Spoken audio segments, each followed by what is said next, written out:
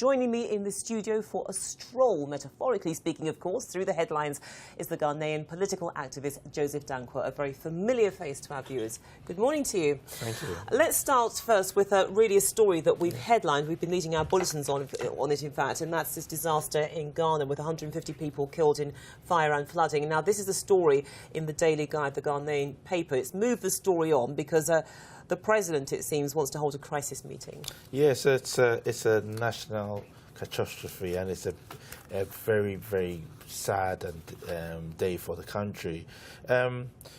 It's a problem whereby during this time of the year it rains heavily. I mean, equivalent to monsoon rains or whatever, the hurricanes, and it comes on with a lot of, because of the poor drainage system.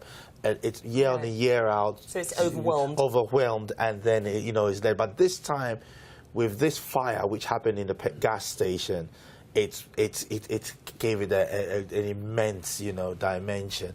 And looking at it, it has got to do with the ability of people to adhere to a lot of environmental or sanitation measures. The sewage system is poor. People just put rubbish anywhere, and the government needs to be on top of it. And people build on waterways and unauthorized buildings all over the place. Right. So there are questions about building regulations that these need a complete overhaul. Yeah. Also, a complete overhaul required of the drainage system if it is clearly not coping. And some will say, look, it's inexcusable because if these rains are a regular occurrence, then surely there's room here for thinking ahead. Yes, there's been the lack of leadership. And you see long-term planning. Accra is a city which was built almost 200 years ago by the Brits. And it's something which with time, the population has grown. Sure. And the infrastructure there has not grown with the population. So therefore, there's a lot of it's overburdened, basically. Yes.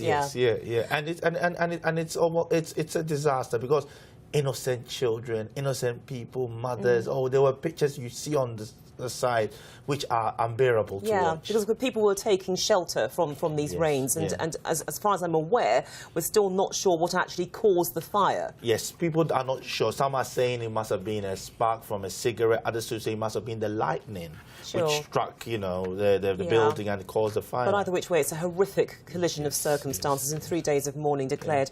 Let's move on now to the Nigerian newspaper This Day. The main story, of course, again, politics. You can't really get away from it now, can you? No, you can't, no. It's about the APCs. And this is the governing party. Yeah, the governing party, and there's a rift of who becomes leader of the Senate, of the Senate and the House of Representatives. There's a squabble there. I hope they do settle it because they've only been 1 week in power, and it seems that now, when it comes to jostling for positions, it becomes the ego within the man comes out. And this is the problem because what you don't want is for the rowing, well, before it reaches that point, that for things to get so far out of hand that it triggers defections. Because we actually saw this with the previous government, that people were defecting and joining the APC, then some were going back to the PDP. Yes, this comes, and it also looks at the point whereby, do people join a political party because it's a winning party, or do they believe in the principles of the party? Is it got to do with conviction or people's egocentric values? You see, these are things you look at because people have the defections from one party to another. People defect because they believe in the principle. Some people defect because they seem to be on the winning party. Yes, so that is also a thing we have to look at. Okay, I want to move on to a story that doesn't feature in the newspapers. I think when it broke, it certainly missed the press for the European media.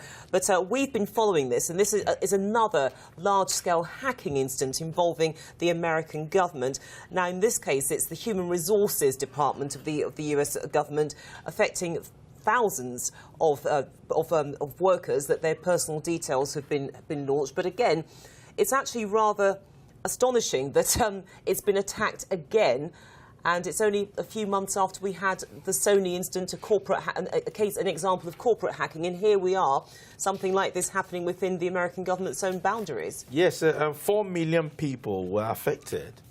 past and present employees of the government. And this is the Office of Personnel Management. Yeah, Personnel Management, which has the details of civil servants or people working in the government, and 4 million people had it. And this is about the third time it's happened by said to be Chinese hackers, which is an allegation which has not been proven. Well, and that's the thing, isn't it? Because whilst China might be, or Chinese hackers might be responsible, there could be many other individuals that would have an agenda for doing this. Yes, because you've got the terrorists, you've got those who want to just cause mischief, you know, and there are so many players in this. But it's not. I think it's wrong for America to totally blame China unless they've got credible evidence. Yeah, because so far no evidence has been provided, and of course, as you said, it could also be people within America itself who are simply trying to test a system to see how impenetrable it is. Let's move on to The Guardian. This is the British newspaper, and a story again that we've been following involving the latest financial chapter with Greece and its European partners, and indeed the IMF. That it seems that it owed some money, 300 million euros, this Friday. It's not paying it today, but it'll pay it at the end of the month, along with the rest of the money that it owes the lenders.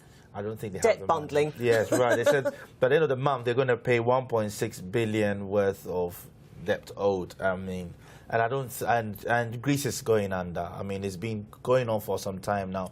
5 to 6 years now of austerity, and it seems that the country is not putting itself together. And it could lead, and the IMF has asked for reforms, popular reforms of VAT, pension, and wage bargaining, which would be at a price of 7.2 billion if they want. If they want to do it, they'll get a bailout of 7.2 billion, which then they'll have to bring out these reforms. Right. But looking at the Prime Minister, I don't think he's got the appetite for that, because his party apparently is turning against him. OK, we've got time for one more. This is the Daily Telegraph online, the Daily Telegraph, the British newspaper, an extraordinary story. More on militants' selfie leads to US air raid on ISIL unit. An extraordinary story. This gentleman asks for trouble. He certainly got it. Yes, and he got it big time, because you see, well, I mean, thanks to the US military, they'll be able to, attack the base or the place where he was. But I think that this shows that intelligence is working. Because basically he took a selfie and he uploaded that picture. Of course, it's being monitored by US intelligence agencies, and they worked out the location of his unit and sent in the planes, basically. Yes, and they were able to, crash that or destroy that command center. This shows that the intelligence services are on top of their game, and I believe that with time they'll be able to crash ISIS. We'll have to wait and see on that one. But John Danquah, thank you so much for that rapid assessment of the newspapers. Rapid, but worth every minute of it. Thank you so much. Thank you. Thank you.